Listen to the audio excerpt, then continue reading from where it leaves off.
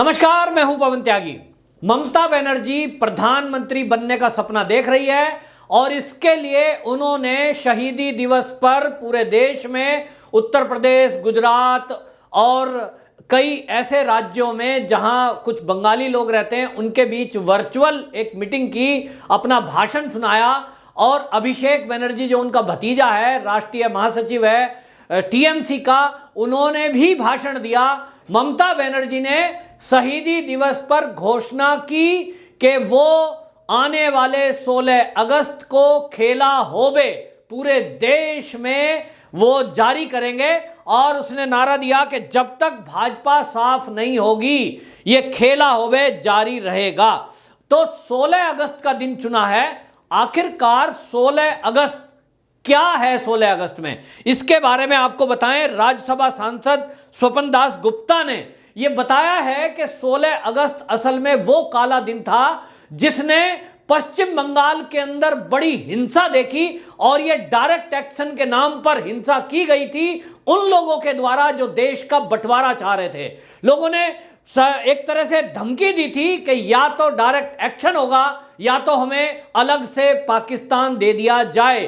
तो ये 16 अगस्त 1946 को डायरेक्ट एक्शन किया गया था और पश्चिम बंगाल के अंदर 20,000, जी हां 20,000 हिंदुओं का कत्लेआम कर दिया गया था। वहां पर 1 लाख से अधिक लोग बेघर हो गए थे, लोगों के धर्मांतरण हुए, महिलाओं के साथ बड़ी संख्या में बलात्कार हुए।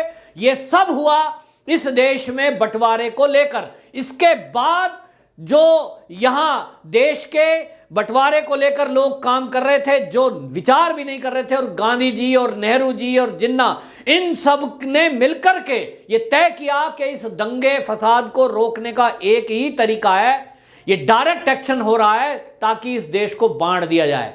और बंटवारा हुआ 1947 में, हम सब जानते हैं कि देश का बंटवारा हुआ।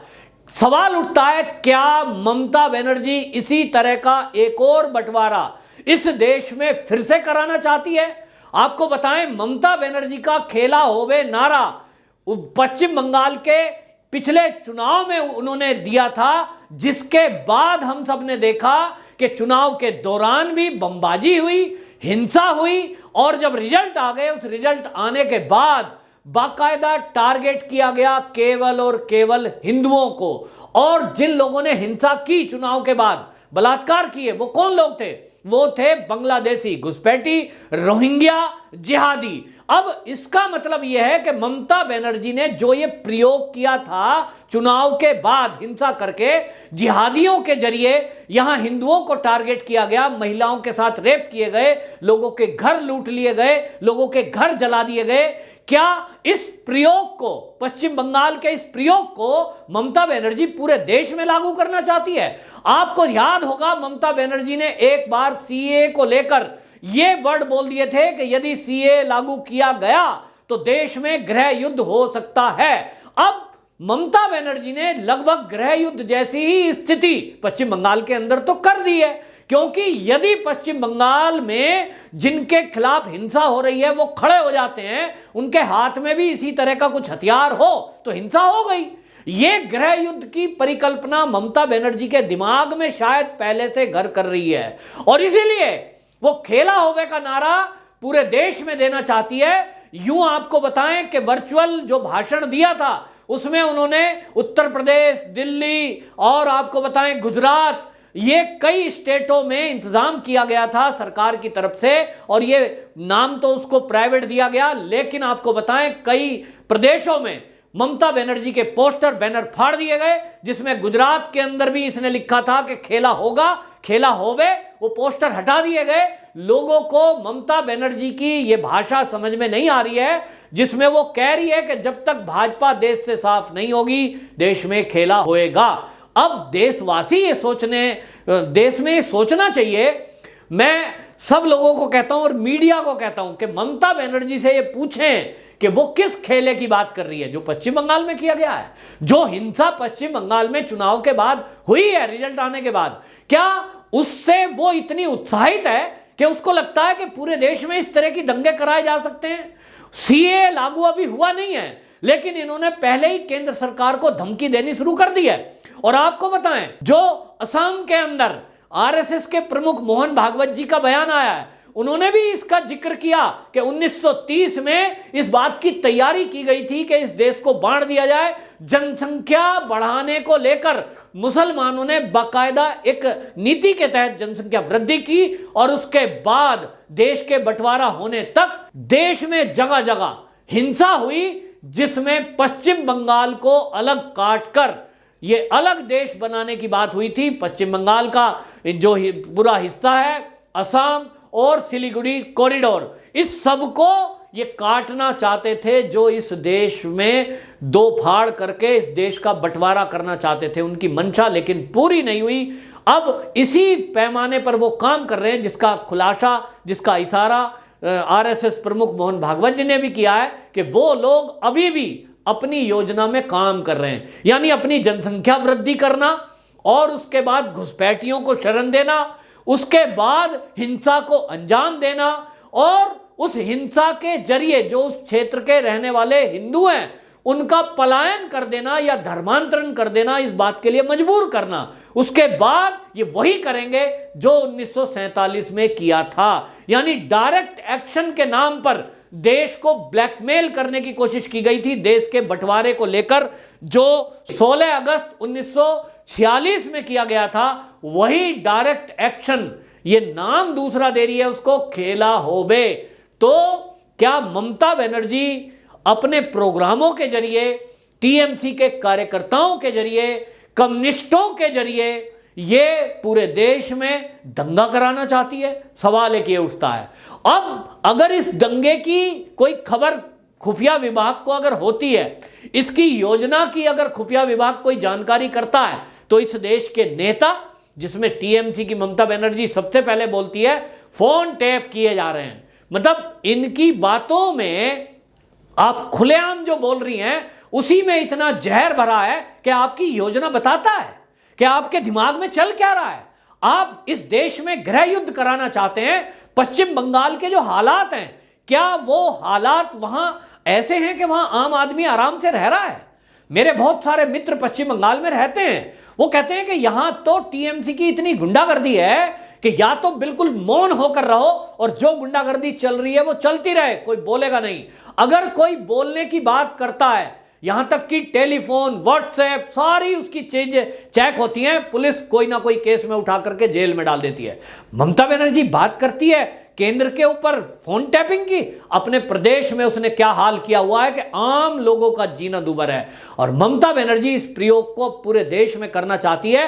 इसके लिए ममता बनर्जी के साथ विपक्ष की और पार्टियां भी मिलने को तैयार हैं, क्योंकि उनको लगता है कि मोदी सरकार का हटाना उनके हाथ की बात नहीं है, क्योंकि लोगों का रुख अभी भी दिख रहा है कि भारतीय जनता पार्टी सरकार के द्वारा प्रदेशों में और देश में जो काम किए जा रहे हैं वो काम इतने हुए हैं कि जितने 70 साल में भी नहीं हुए। और इसलिए उत्तर प्रदेश के चुनाव की बात ममता बनर्जी ने की कि उत्तर प्रदेश का चुनाव 2022 में आ रहा है, तो हम बीजेपी की सरकार को यूपी में भी उखाड़ फेंकेंगे।